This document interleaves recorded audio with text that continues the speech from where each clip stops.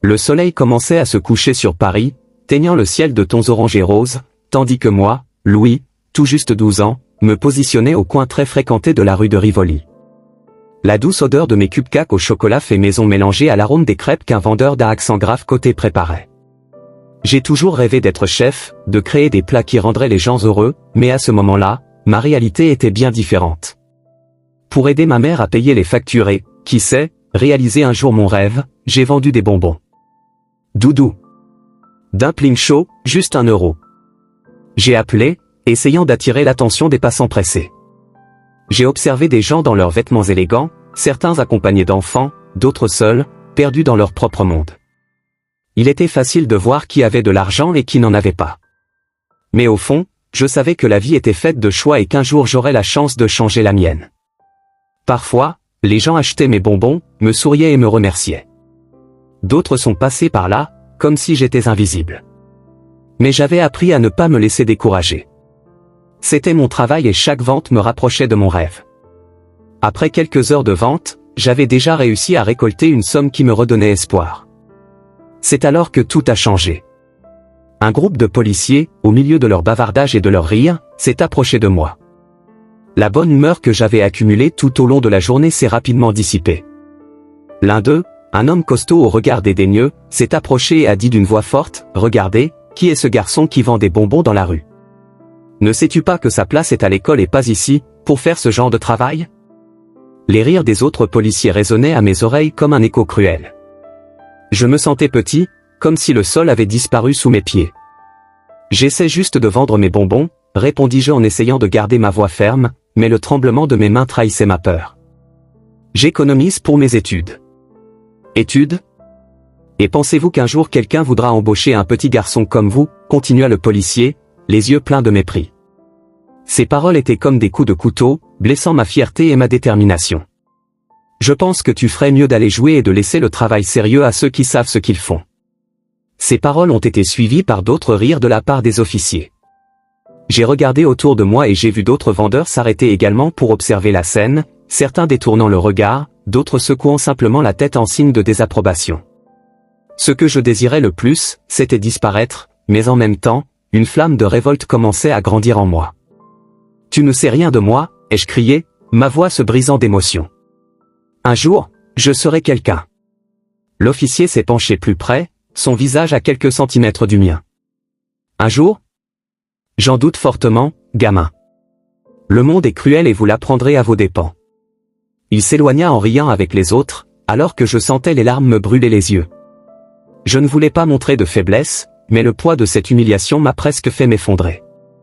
Après ce qui semblait être des heures, ils sont finalement partis et je me suis retrouvé seul. J'ai regardé les cupcakes, désormais froids, et l'argent que j'avais réussi à vendre.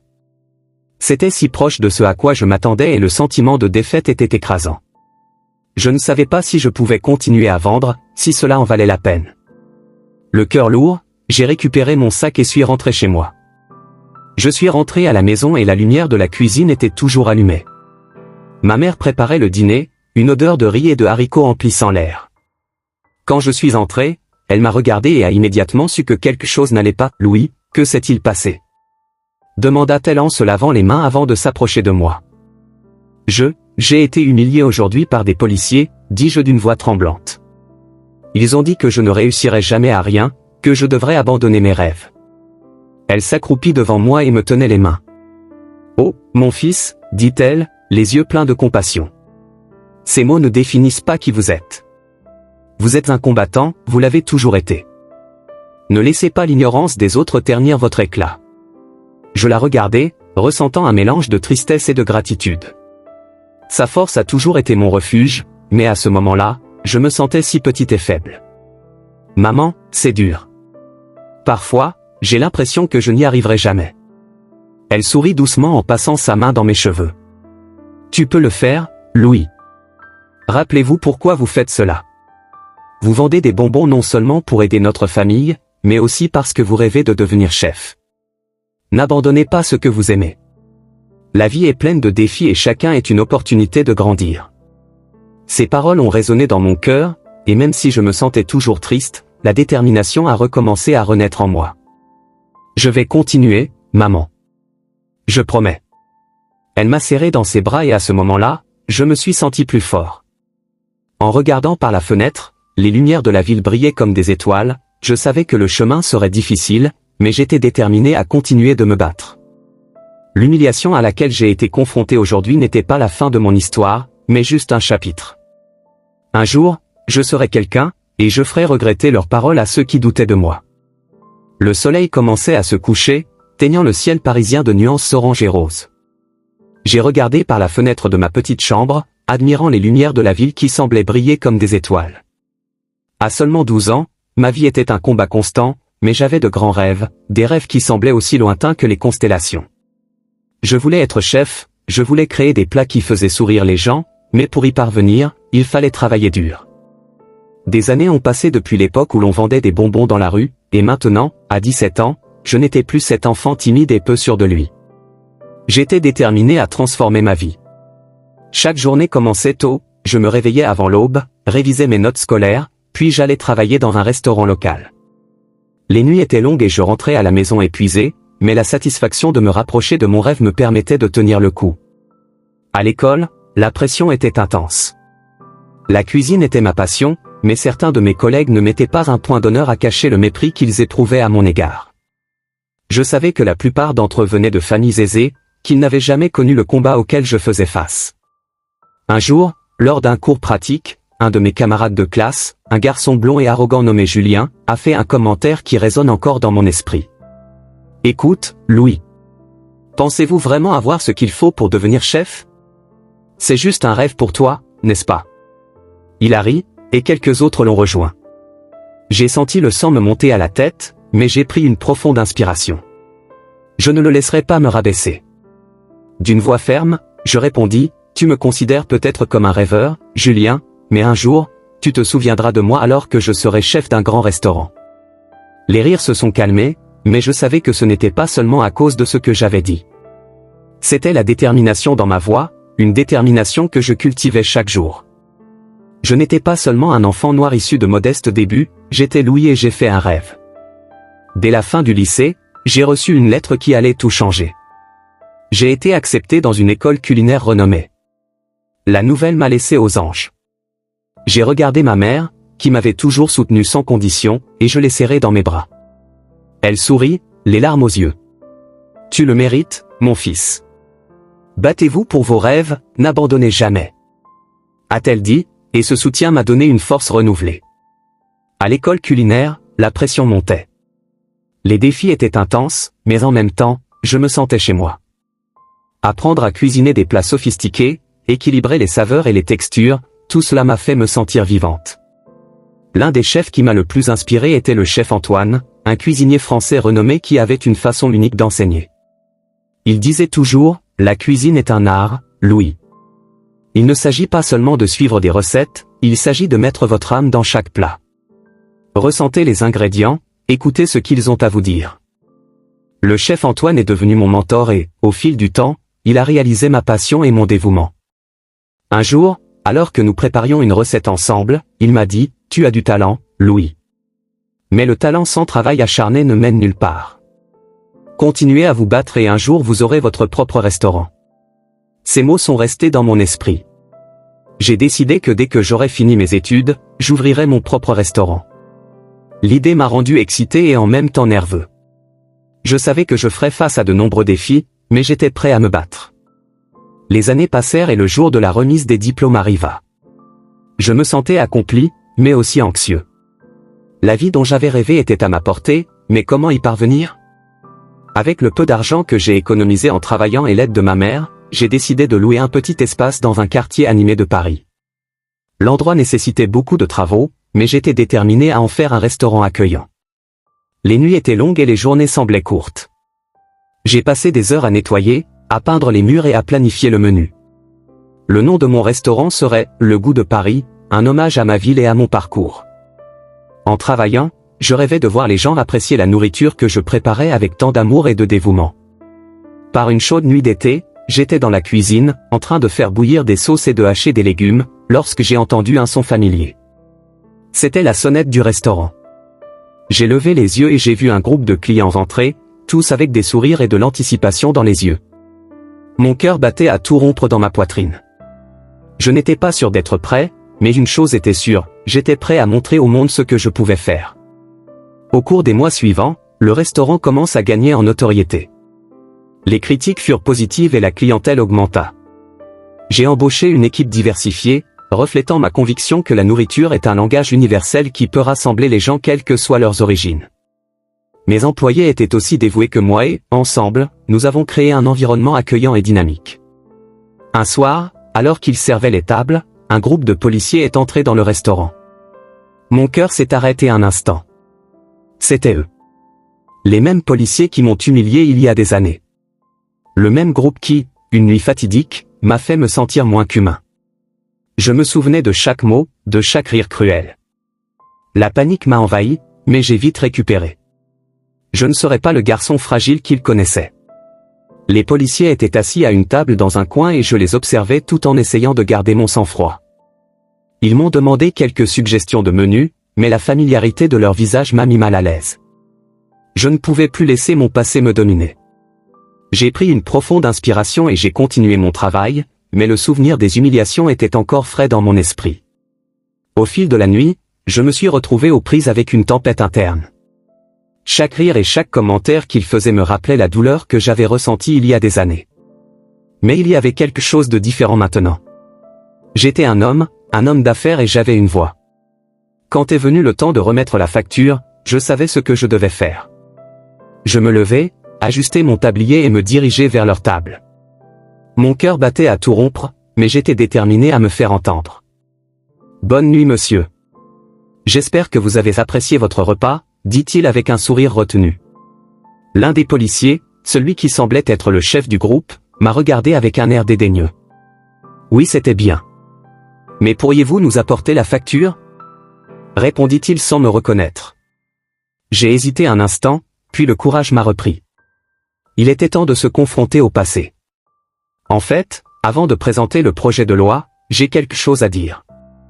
J'ai fait une pause, sentant la tension dans l'air. Je m'appelle Louis. Le même garçon que tu as humilié dans les rues de Paris il y a des années. Le silence envahit la table. Ils m'ont regardé, le visage pâle de choc. A commencé l'un des policiers, mais je l'ai interrompu. Je ne suis pas là pour entendre vos excuses. Je suis ici pour que vous réfléchissiez aux conséquences de vos actes. Cette journée m'a profondément marqué. J'étais juste un enfant essayant de survivre, et tu as décidé de me faire sentir moins que ça. Le chef du groupe ne savait pas quoi dire. L'air embarrassé était évident sur son visage. Je suis devenu celui que je suis aujourd'hui grâce à des gens comme vous. Chaque insulte, chaque rire ne faisait que me rendre plus fort. Mais je veux que tu saches que cela ne concerne pas seulement moi. Il s'agit de tous les jeunes qui sont confrontés aux mêmes préjugés et discriminations. Les policiers ont échangé des regards et j'ai réalisé que le message passait. Ce n'était pas seulement une confrontation, c'était pour eux l'occasion de réfléchir à leurs actes et à leurs conséquences. Louis, reprit le policier, mais je savais que ce n'était pas le moment d'entendre ces justifications. Pensez Y. Personne ne mérite d'être traité avec dédain à cause de la couleur de sa peau ou de son origine. Le changement commence avec vous, et la première chose que vous pouvez faire est de reconnaître que chacun de nous a une histoire. Sur ce, je m'éloignai de la table, sentant un poids s'envoler de mes épaules. Le passé était peut-être douloureux, mais j'avais transformé ma douleur en force. La vie ne dépend pas seulement de ce qui nous arrive, mais aussi de la façon dont nous y réagissons. Et j'étais déterminé à aller de l'avant, pas seulement pour moi, mais pour tous ceux qui luttaient encore contre les barrières imposées par la société. L'ouverture de mon restaurant, Le Goût de Paris, a été l'un des moments les plus mémorables de ma vie. Le cœur battant et un sourire qui ne s'est jamais effacé de mon visage, j'ai vu arriver les invités, tous plus élégants les uns que les autres. Le soleil se couchait sur la ville, rendant le ciel orangé doré, comme si Paris faisait la fête avec moi. Les tables étaient disposées avec soin, avec des nappes blanches impeccables et des fleurs fraîches qui dégageaient un parfum doux et délicat. L'équipe, composée de personnes venues d'horizons différents, était en pleine activité, chacun jouant son rôle de main de maître. J'étais certain que la diversité que j'avais choisie pour mon équipe n'était pas seulement un choix esthétique, mais une déclaration. C'était le reflet de la lutte que j'ai vécue et de la lutte à laquelle beaucoup sont encore confrontés. Louis a appelé Sofiane, mon sous-chef, avec une étincelle dans les yeux. Les premiers invités s'installent. Je vais, répondis-je en ajustant ma cravate. La nervosité commençait à céder la place à l'excitation. Enfin, le rêve que je cultivais depuis mon enfance devenait réalité. Dès mon entrée dans la salle, j'ai été accueilli par des applaudissements et des sourires.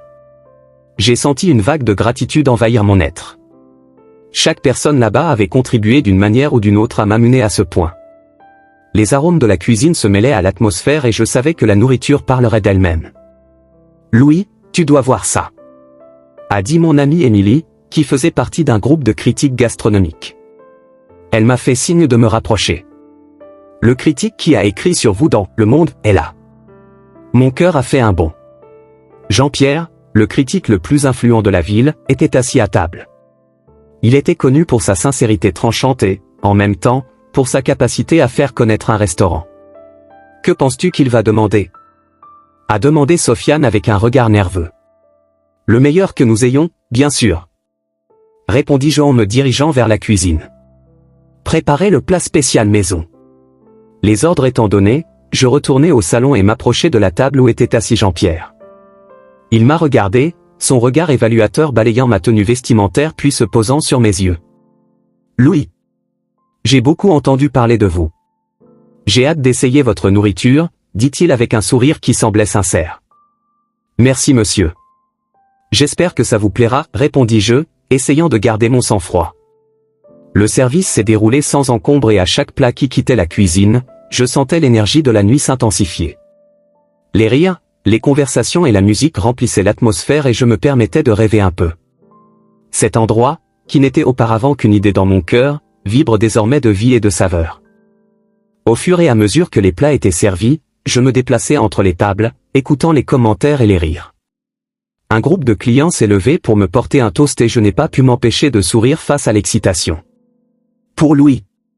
cria l'un d'eux en levant son verre de vin.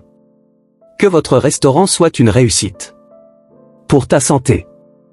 répondis-je en levant mon propre verre. À travers tout cela, je n'ai pas pu m'empêcher de penser au voyage qui m'a amené ici. Ce coin de Paris, où je vendais des friandises quand j'avais à peine 12 ans, me paraissait si loin. Les humiliations auxquelles j'ai été confronté de la part de ces autorités, les doutes et les défis qui ont surgi en cours de route, tout cela en valait la peine. La lutte constante, les nuits blanches à étudier et à travailler, la douleur et l'espoir qui s'entremêlent à chaque pas que je faisais. « Louis !» Sofiane a encore appelé, la joie sur le visage. « Le critique a demandé à vous parler. » Mon cœur s'emballa. Que pouvait-il vouloir? J'ai pris une profonde inspiration, j'ai ajusté ma posture et me suis dirigé vers son bureau. « Louis, tu as créé ici quelque chose d'exceptionnel. La nourriture est le reflet de votre âme, » a commencé Jean-Pierre alors que je m'asseyais en face de lui.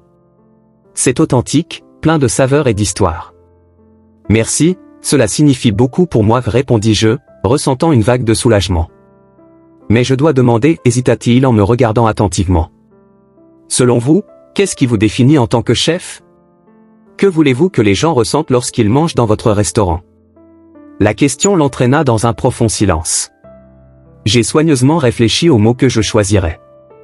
Je veux que les gens ressentent la passion et la lutte qui se manifestent dans chaque plat. Chaque ingrédient a une histoire, tout comme moi. Je veux qu'ils fassent l'expérience d'un peu de ma vie, de mon passé, et qu'ils sachent qu'il est possible de surmonter les barrières. Jean-Pierre hocha la tête, visiblement impressionné. C'est un message puissant, Louis. Vous n'êtes pas seulement un chef, vous êtes un conteur. La conversation a été fluide et, au fur et à mesure que nous parlions, j'ai remarqué que les clients s'impliquaient de plus en plus dans l'expérience. L'ambiance était légère et les rires résonnaient autour de moi. C'était comme si j'étais dans un rêve, où tout se mettait enfin en place. Alors que la nuit touchait à sa fin, j'ai finalement poussé un soupir de soulagement. J'ai regardé autour de moi et j'ai vu des clients satisfaits, le personnel souriant et célébrant le succès de l'ouverture. « Louis !» Sofiane m'a tiré sur le côté. « Avez-vous vu la table du critique? Il écrit quelque chose. » Mon cœur s'emballa à nouveau. J'avais besoin de savoir à quoi il pensait. Le temps semblait s'écouler tandis que nous attendions, jusqu'à ce que finalement Jean-Pierre se lève pour porter un toast. À vous tous qui faites partie de ce moment incroyable. Louis, tu es une source d'inspiration. Que votre restaurant prospère et que votre histoire continue d'être racontée. Les applaudissements ont résonné dans la salle et je me suis senti en apesanteur, presque flottant. La nuit devenait magique et je savais que peu importe ce qui se passerait ensuite, ce moment resterait gravé à jamais dans ma mémoire. Plus tard, alors que l'équipe se réunissait pour célébrer, j'ai regardé par la fenêtre du restaurant.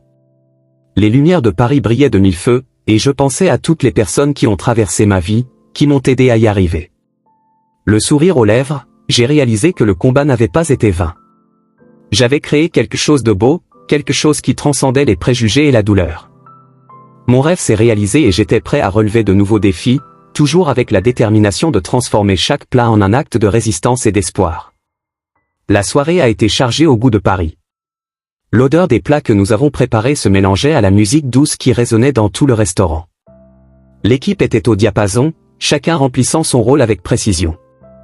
Moi, Louis, je me déplaçais entre les tables, parlant aux clients, m'assurant que leur expérience était parfaite. Mon cœur battait au rythme frénétique du service, mais il y avait un sentiment de satisfaction dans chaque geste.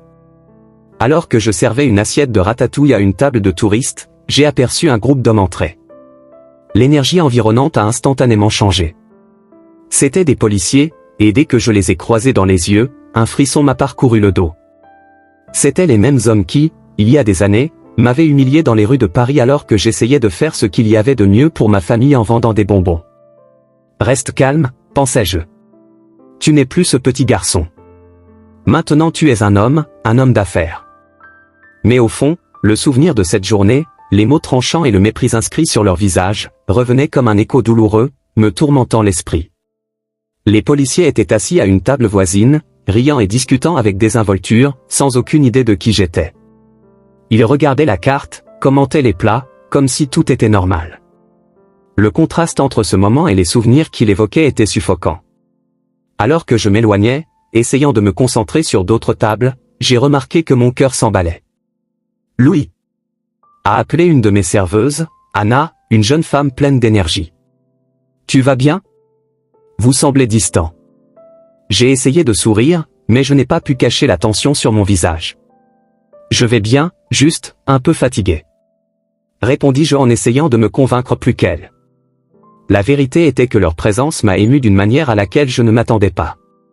Alors que je regardais la police, une vague de colère s'est accumulée en moi.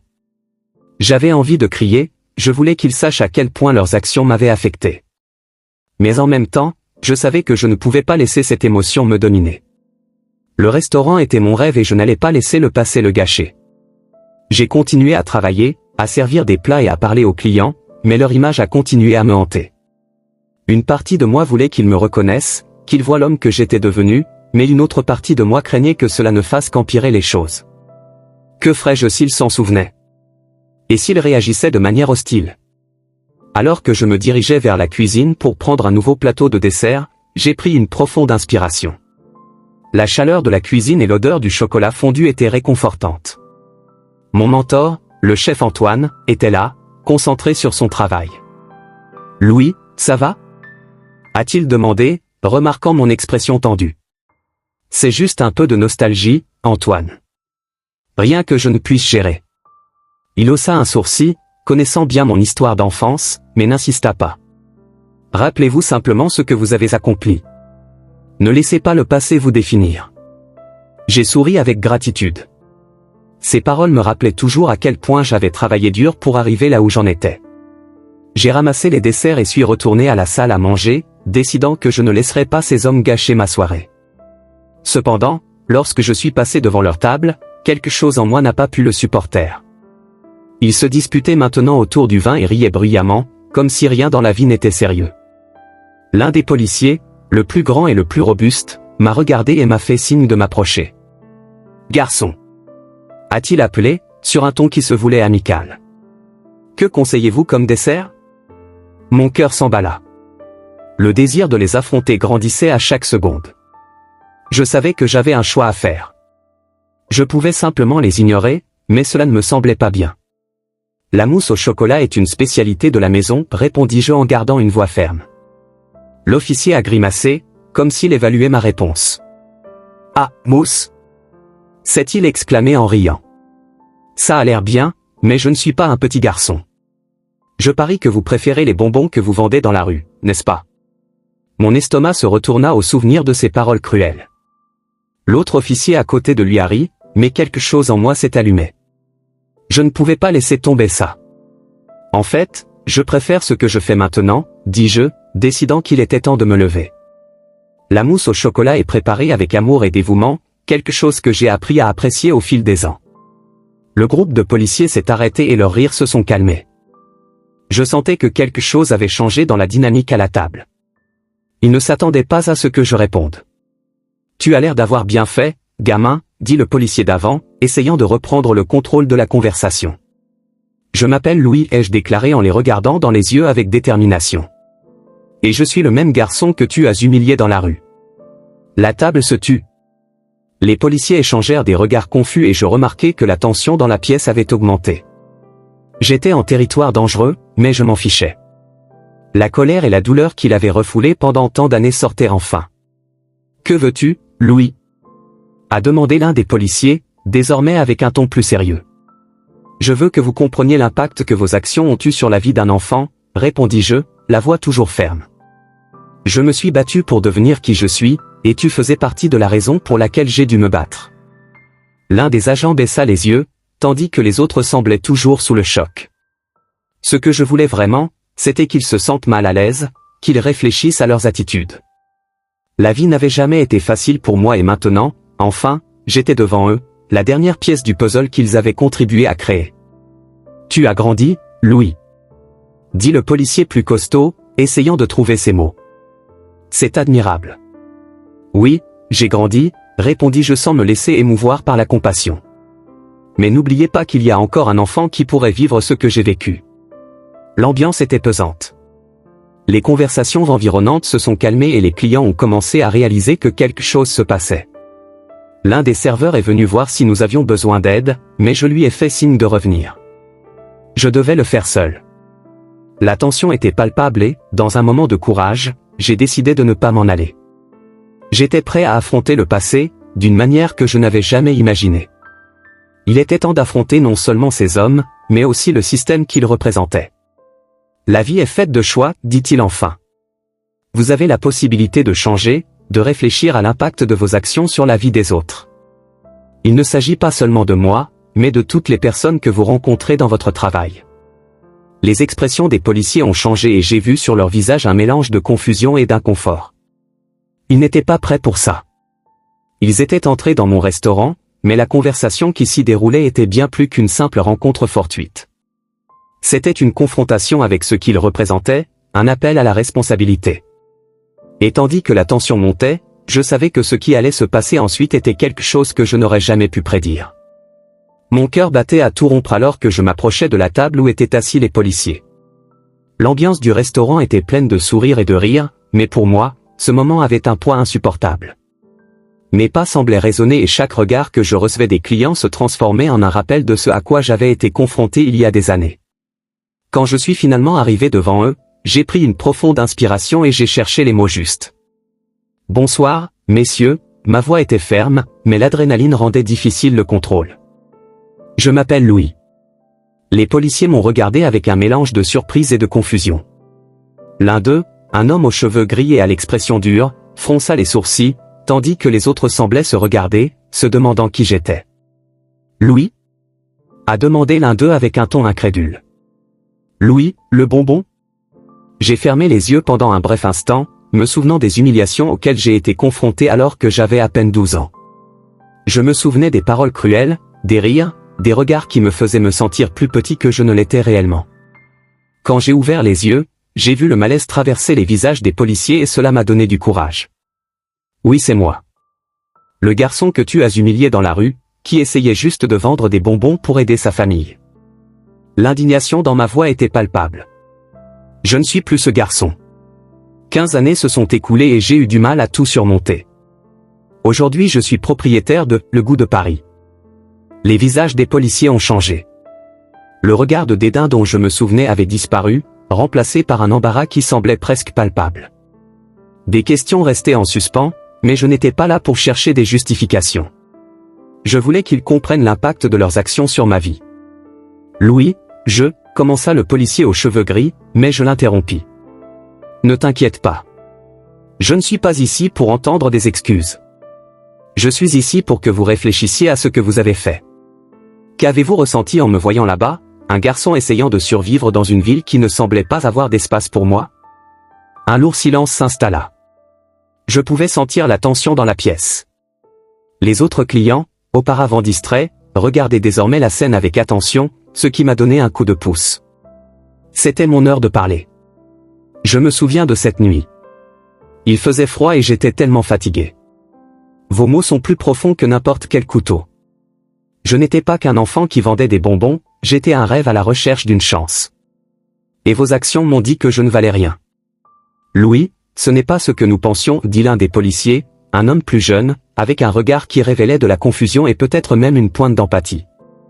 Nous étions juste en train de suivre les ordres. Suivant les commandes? J'ai ri, mais il n'y avait aucun humour dans ma voix. Ce n'est pas une justification. Vous aviez le choix de voir un garçon, un être humain, au lieu d'un criminel potentiel. Ce choix est fondamental. Et c'est ce que je veux que vous compreniez. Je pouvais voir que les mots résonnaient en eux.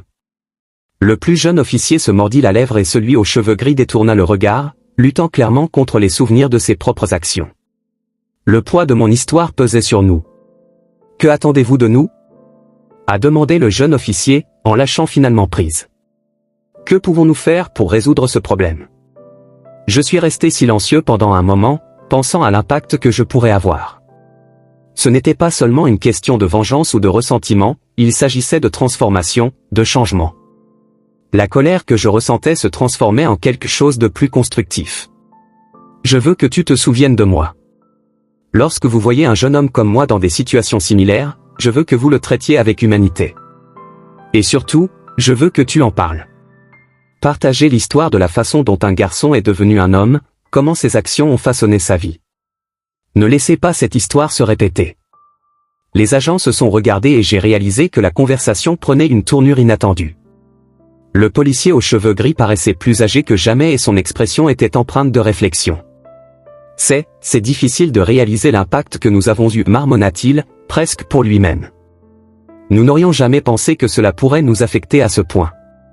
Et c'est exactement ce que je veux que vous compreniez. Le changement commence par la prise de conscience, répondis-je, ma voix désormais plus douce. Je ne suis pas le seul à avoir vécu ça. Il y en a bien d'autres, et si vous pouvez changer votre façon de voir les gens, vous pourrez peut-être faire une différence.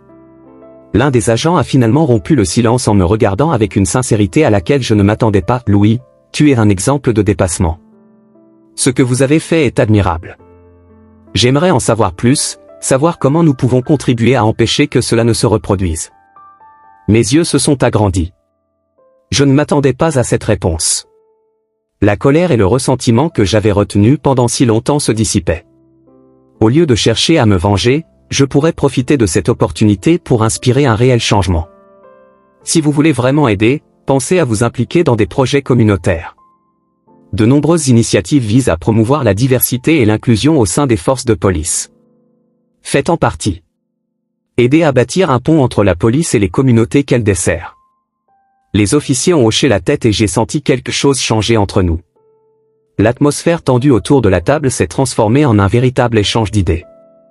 Nous le ferons, Louis. Nous le promettons, a déclaré le jeune officier, la détermination dans ses mots étant claire. Et je serai là pour vous aider avec tout ce dont vous avez besoin. Mais n'oubliez pas que ce n'est que le début. Le voyage est long et nécessite un engagement, ai-je répondu, sentant que, d'une manière ou d'une autre, je faisais une différence. Alors que je m'éloignais de la table, un énorme poids s'est envolé de mes épaules. Il ne s'agissait pas seulement de confronter le passé, mais aussi d'ouvrir un dialogue et de construire un avenir meilleur. En retournant à la cuisine, j'ai réalisé qu'au lieu de me venger, j'avais choisi la rédemption. Et, à ce moment-là, j'ai compris que la vraie force ne résidait pas seulement dans le fait de surmonter l'adversité, mais aussi dans le fait d'utiliser mon histoire pour inspirer les autres à réfléchir et, peut-être, à changer leur propre vie. Ce moment est devenu une étape importante dans ma vie, un tournant qui m'a amené à réfléchir à ce que signifie réellement surmonter le passé. Quand j'ai fini de parler, j'ai senti que, pendant un bref instant, le temps s'était arrêté. Les policiers étaient sous le choc, leurs expressions montrant un mélange d'incrédulité et d'embarras. Le silence qui suivit fut palpable, comme si la pièce était enfermée dans un moment de profonde introspection. L'un d'eux, Pierre, le plus grand du groupe, était visiblement agité. Il semblait aux prises avec ses propres émotions, les mots que j'avais prononcés résonnant dans son esprit. Lorsqu'il se releva, le regard déterminé et, en même temps, vulnérable, je sentis mon cœur s'accélérer. J'ai besoin de parler, commença-t-il, la voix tremblante. La pièce devint immédiatement silencieuse, tous les regards étant tournés vers lui. Louis, je comprends ce que tu ressens. Je ne peux pas changer ce que nous avons fait, mais je peux dire qu'au fil des années, j'ai moi aussi été une victime. Un murmure de surprise fit le tour de la table. Je ne m'attendais pas à ça. Il poursuit, j'ai grandi dans un quartier où la discrimination était aussi forte que partout ailleurs. J'ai été victime de discrimination parce que j'étais différente. Cela m'a amené à remettre en question le système dans lequel je me trouvais et, finalement, à devenir défenseur des droits humains. Ces mots m'ont pénétré comme un rayon de lumière.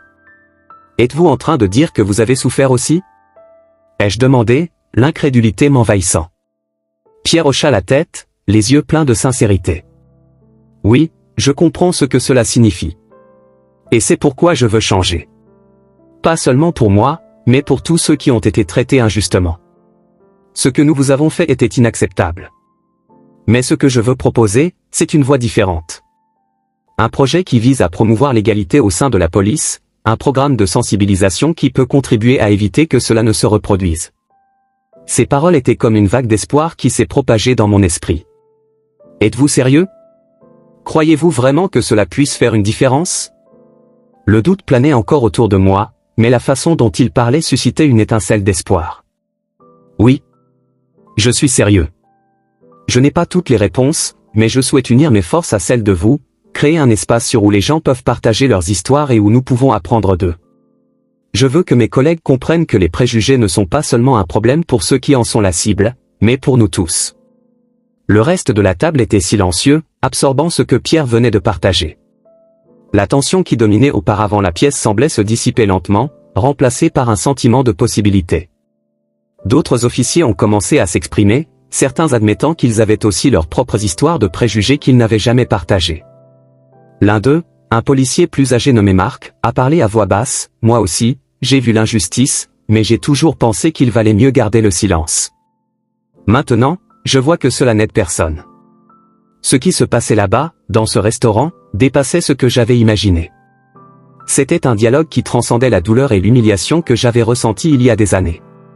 C'était une invitation au changement, une opportunité de réécrire le récit qui avait toujours été lourd d'oppression. Je n'aurais jamais pensé qu'un jour je serais là, face à toi, et maintenant, je t'écoute parler de changement. C'est surprenant, dis-je en essayant de tout comprendre. Mais comment pouvons-nous garantir qu'il ne s'agit pas que de paroles creuses? Comment savons-nous que vous êtes prêt à agir? Pierre m'a regardé dans les yeux, la sincérité brillait dans son regard. La parole est le premier pas, Louis. Mais nous voulons faire plus que cela.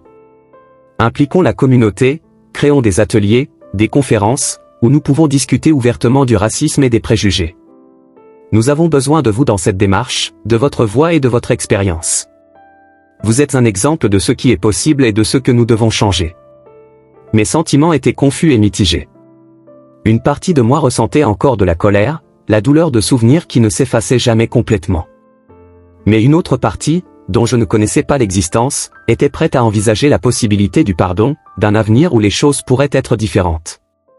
Et si j'accepte? Que êtes-vous prêt à faire pour que cela devienne réalité? J'avais besoin d'être rassuré. Je ne voulais pas seulement être un symbole de changement, je voulais que le changement soit réel et tangible. Nous sommes prêts à travailler dur, à nous exposer et à faire face à nos propres échecs. La première chose que nous devons faire est de créer un comité de diversité au sein de la police, avec la participation de la communauté. Nous voulons que tu en fasses partie, Louis. Votre voix est essentielle. En entendant ces mots, une vague d'émotion m'envahit. C'était difficile de croire qu'après tant d'années de souffrance, je puisse me trouver dans un endroit où je pourrais contribuer au changement. D'accord, si cela est pris au sérieux, j'y participe. Mais ce ne sera pas facile et je n'ai pas l'intention de vous laisser oublier vos promesses. Pierre sourit, un sourire sincère qui illumina son visage. C'est tout ce que nous demandons.